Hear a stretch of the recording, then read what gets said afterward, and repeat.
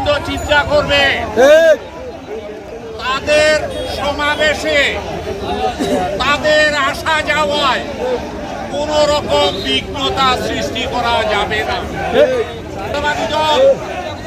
তার অঙ্গ সংগঠন সুশৃঙ্খল ভাবে প্রতিবাদ করবে।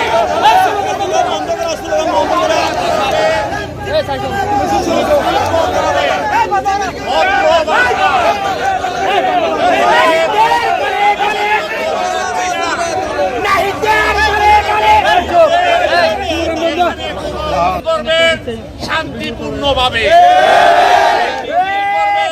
শালীনতার ভিতর দিয়ে প্রশাসনের সাথে এনসিপি কোন নেতার সাথে কোন বিরোধী দলীয় নেতার সাথে আপনারা মিছিল থেকে কোন অন্যায় আচরণ দয়া করে করবেন না।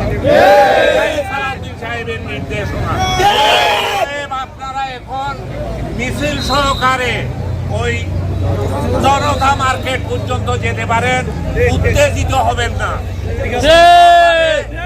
শৃঙ্খলভাবে আপনারা মিছিল করুন। ধন্যবাদ।